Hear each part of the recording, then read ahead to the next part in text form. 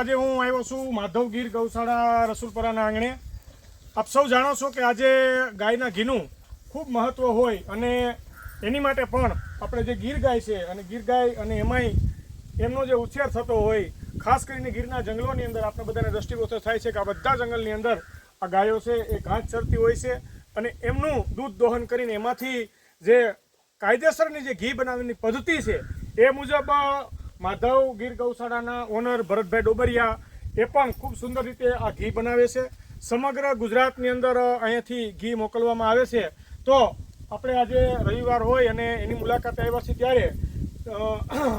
સોરઠ જરા મારી જગજૂની પછી ગઢજૂનો ગિરનાર આ તો હાવદડા હેંજડ પીએ એના નમણા નરને નાર એવા આ સાવજની ધરતીમાં ગીરની ભૂમિમાં ઊભા છે અને ગીર ગાયોની વચ્ચે આજે ઊભા છે ત્યારે સુંદર મજાનો પ્રયાસ છે ભરતભાઈ ડોબરિયાનો કે જેમણે આ સુંદર મજાનું ગૌશાળા બનાવ્યું છે અને લોકોને સારું મળે, લોકોનું સારું સ્વાસ્થ્ય રહે એને ધ્યાનમાં રાખી અને આજે સુંદર મજાનું એમને એક આકોલવાડીની અંદર શોપ પણ છે। ત્યાં પણ એ દૂધ સિવાય ઘી હોય, માખણ હોય, દહીં હોય એ બધું પણ ત્યાંથી પોતે વેપાર કરી રહ્યા છે અને ખૂબ સારું એવું લોકોને મળે એની માટે ખૂબ સુંદર પ્રયાસ કરી રહ્યા છે। રેડી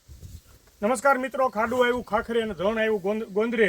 જેના દૂધડીએ દીવા બરે એવી મારી વેગળનો આવી વાછડા। આવી સુંદર મજાની ગાયની જ્યારે ઇતિહાસની અંદર વાત કરી છે ત્યારે ગાયનું મહત્વ સમજાવતા મને ખૂબ આનંદ થાય કે સાહેબ આ ગીર ગાય છે આ પોતાના માલિક પ્રત્યે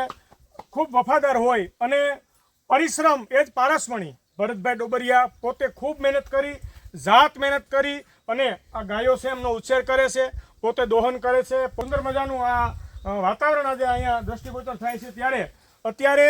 ભાદરવો મહિનો છે। આ મહિનો એટલે ચોમાસાનો એન્ડ કહી શકાય અને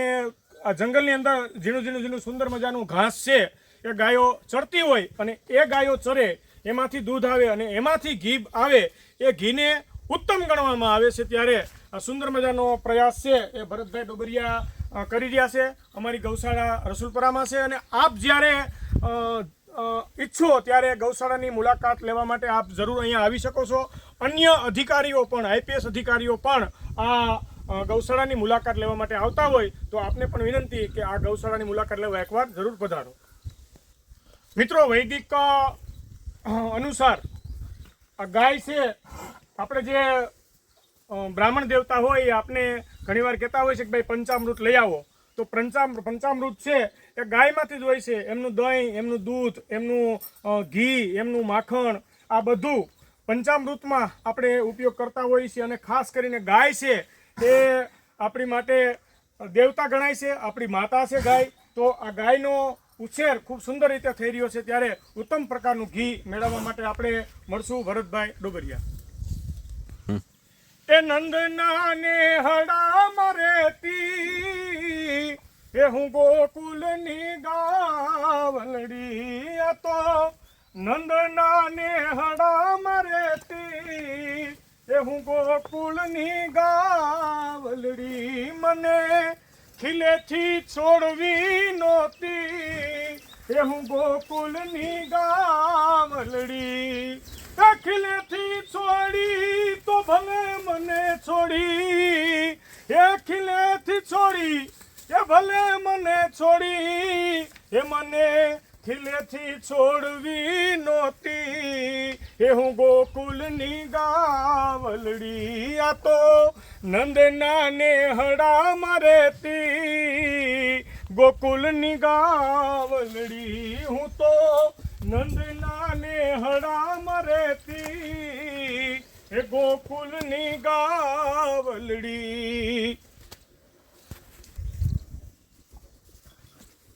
હવે કેટલા મિનિટ નથી આ ગૌશાળાના મુલાકાતે અમે આવ્યા છીએ ત્યારે ભગવાન કૃષ્ણ આપણા ઈષ્ટદેવ જેમને ગાય બહુ પ્રિય હતી અને એમનું સુંદર મજાનું ગીત આપણે રેડિયોમાં અવારનવાર હેમુ ગઢવીના કંઠે સાંભળતા હોય ત્યારે હે મારું વન રાવણ છે રૂડું રે વૈકુંઠ નહીં રે આવું, મારું વન રાવણ છે રૂડું રે વૈકુંઠ નહીં રે આવું।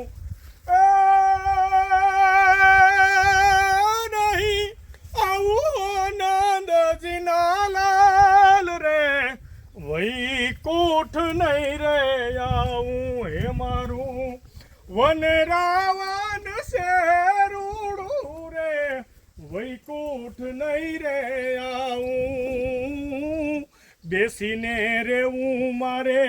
ટગર ટગર જોઉં બેસીને રેવું મારે ટગર ટગર જોઉં નહીં ખાવું કે નહીં મારે પીવું હો નંદજીના લાલ રે વૈકુંઠ નહીં રે આવું હે મારું વન રાવણ સે રૂડું રે વૈકુંઠ નહીં રે આવું